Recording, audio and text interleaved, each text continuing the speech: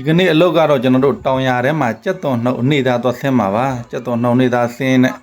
ကျွန်တော်တို့လှုပ်ဖို့ကင်ပတ်ဒီအားလုံးပေါ့နော်အမလွဲလဲဝယ်တိုင်ရင်ပေါ့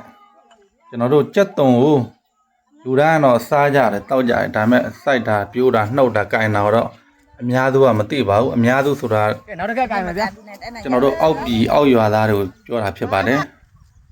ဟိုအညာတို့ဘာတို့ကြတော့ကြက်သွန်တွေစိုက်များရလေဒါကြတော့သူတို့ကြတော့အားလုံးသိကြတယ်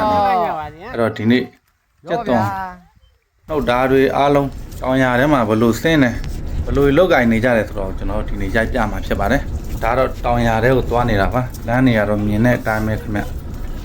ကြီးတွေဖြန်းလာတော့ဒါဆိုဟာလောကြက်သွန်ကောက်တာ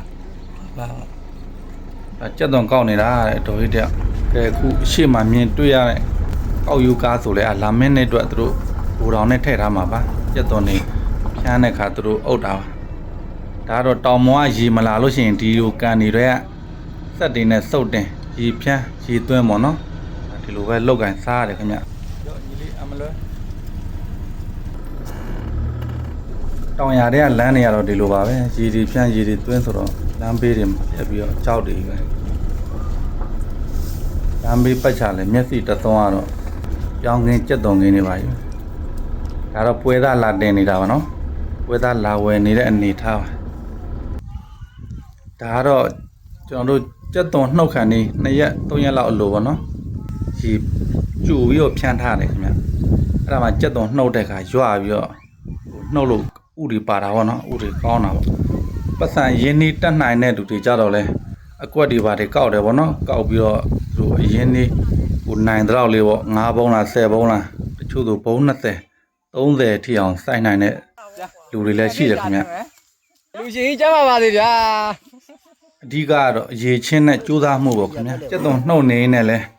အိတ်ကလေးနဲ့ထုတ်ချောင်းတစ်ချောင်းတော့စောင့်ထားတယ်ခင်ဗျဘာကြောင့်လဲဆိုတော့ပြက်ကြံနေခဲ့တဲ့ဥတွေကိုကလော်ပြီးတော့အိတ်ထဲထည့်တာပါဒါတော့သူတို့ကြက်သွန်နှုတ်နေတဲ့မြင်ကွင်းပေါ့နော်ကျွန်တော်တို့ဟိုဘာနဲ့တူလဲဆိုတော့တိတ်တော့မဆမ်းပါဘူးကျွန်တော်တို့တောရွာတွေကဟိုမပဲနှုတ်တာနဲ့အဲ့လိုပါပဲမပဲနှုတ်တယ်လို့ပဲနှုတ်ရပါတယ်ဘယ်နှုတ်ပြီးသူ့ကတော့အလှိုင်းလေးကောက်လှိုင်းပုံစံမျိုးလေးပေါ့နော်အသေးဆုံးဥတော်ဟိုမှာအသေးဆုံးဥတော်ကျွန်တော်တို့ဗါလဲအာလူဥလောက်ဒီနှစ်ကကြက်သွန်လဲဈေးကောင်းတယ်ဆိုတော့အခင်းပိုင်ရှင်ရသူဟိုအပျော်တွေလုံပြီးတော့နော်အကြွားတယ်လေဟုတ်ပါဘူးသူဟိုသူ့ရဲ့ဥကြီးတယ်ဆိုတဲ့အကြောင်းသူပြောပြပါနော်ကြက်သွန်ဥဒါလဲအခင်းပိုင်ရှင်ဘောစီဦးလေးပါပဲတောင်ရတဲ့ကနေသားကတော့ပုံမှန်အဖြစ်ကျွန်တော်တို့150 160အများဆုံးမရပါတယ်ကြက်သွန်စိုက်တယ်ဆိုတာလေသူတို့အခင်းပိုင်ရှင်တွေမှာရင်တမမနဲ့ပါဘာကြောင့်လဲဆိုတော့ကျွန်တော်တို့ဗမာပြည်ကဖျဲစိုက်တယ်လို့ပါပဲစေဝဲဆိုတာအမျိုးစုံကျွေးရတယ်လို့ပြုတ်သူယူရတာလဲဒါပဲခင်ဗျအချိန်တန်လို့မှပင်ကောင်းတဲ့အပင်ကောင်းစီဖြစ်စေအောင်ဈေးကမကောင်းဆိုလဲသူတို့ခင်ဗျ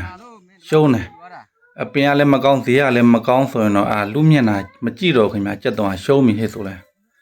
ဒါလေးဆိုရေဖြန်းတော့နှုတ်လို့ကောင်းတယ်ခင်ဗျရွာနာပဲအဲ့လိုရွာတာလေးကိုပဲကျွန်တော်တို့နှုတ်တဲ့လူတွေကတားကြိုက်တာရွာလေးနှုတ်လေးပဲဒီကလဲနှုတ်ပြီးလို့ရှိရင်လဲကျွန်တော်တို့ဒီကြက်သွန်2ရက်3ရက်အဲ့လောက်ထိလှမ်းပေးရပါတယ်အဲ့ဒါမှပွဲသားလေးလာချိန်တာပေါ့နော်အဲ့လိုတေချာလေးလှမ်းပြီးတော့2ရက်3ရက်မြောက်တာနဲ့သူတို့အစီးလေးစီးတယ်ခင်ဗျဒီလိုဘလောက်ပေါ့နော်အဲ့လိုလေးစီးပြီးတော့ပုံထားမှပွဲသားလဲကားနဲ့လာချိန်တင်တာပါ1ကီလို30ဘတ်ကျွန်တော်တို့အကွက်ပိုင်ရှင်ရတော့ကြွားလုံးနဲ့အပြုံးတအားကိုအသက်ဝင်နေခင်ဗျကြက်သွန်ဈေးကောင်းလို့ဒီနှစ်ဘောစီဖြစ်ပြီးဆိုတာသူကြိုတိနေလို့ပဲခင်ဗျအီမီဆိုင်ရဲ့အကူဝမ်းခွဲပေါ့ခင်ဗျကြက်သွန်စိုက်တဲ့နေရာလေးကြောက်လဲစိမ့်လန်းဆိုပြေးလို့မဆိုင်ဘဲနဲ့ကွက်လက်ကြံနေခဲ့တဲ့နေရာလေးကြောက်လဲ6တွေ့နေတာဗောနော်ຫນွေရာတီဆိုတော့လဲကျွန်တော်မှကြည့်ပြီးပဲလွမ်းလို့လွမ်းမှမသိဘူးဖြစ်နေဒါတော့ကျွန်တော်ပြန်တော့အိမ်ပြန်လက်ဆောင်နဲ့ကြက်သွန်ညာတော့အဖြစ်5ကီလို6ကီလိုလောက်ရှိမှာပေါ့ဒါဆိုရင်ကျွန်တော်တမိုးနဲ့တနွေမကောရင်တော့မှတမိုးကြော်လောက်စားရတယ်ခင်ဗျကြည့်ပါဦးဗျာနေရာကြီးဆိုတာလဲတောနက်ကြီးတွေပါပဲ6ချပြီးတော့နောက်ပိုင်းကိစ္စလေးလည်းရှိတာနဲ့ကျွန်တော်တမွန်းတဲ့ပဲဆင်းပြီးပြန်ပါပြီလမ်းနေရတော့မြင်းတဲ့အတိုင်းပဲပေါင်းလိုက်ခုံလိုက်နဲ့တော်တော်စိုးတယ်ခင်ဗျကဲဒီကွန်ကရစ်လမ်းလေးကတော့တောင်ရတဲ့ဆိုပေမဲ့ဒါတော့လမ်းမကြီးပုံစံမျိုးပေါ့နော်ကျွန်တော်ဒီဘက်ဆိုရင်နောင်ခွေပူဆွေးတောရင်စုနောင်တဲပူဆွေးနော် ပြီးတော့ဟိုဘက်ဆိုရင်တိတ်တော့မဝေးပါဘူးကျလေးခွတ်တို့ဘာတို့နဲ့လဲနီးပါတယ်ဖြက်လန်းသွားမယ်ဆိုရင်ဒီနားရှောက်မှာသေးတိုင်းလေးလဲဖျောက်ကြားရှိတယ်ပြီးနှစ်ဖက်ကြည့်လိုက်ရင်တော့ပြောင်းကတော့နှစ်မျိုးရှိတယ်ဗောနော်သူခေါ်တာတော့ဘီယာပြောင်းပေါ်ပြောင်းဒါတော့တောင်နှလုံးကြားမှာမိနစ်ကြော်လောက်မောင်းနေလမ်းမှာကာသွားလာလဲကျဲတယ်ခင်ဗျဒီလမ်းဆိုရင်လဲဟိုဘက်ဒီဘက်ဆိုတောတွေတောင်နေကြီးပဲမိနစ်ကြော်လောက်မောင်းနေဆိုရင်ဟိုဘက်ကိုကားလမ်းမကြီးတော့မရောက်သေးပါဘူးဟိုဘက်ကိုလည်းဒီလိုတောင်ရာခင်းနေပါညာဗောနော်စိုက်ခင်းနေပါကြီးပဲကဲရှေ့က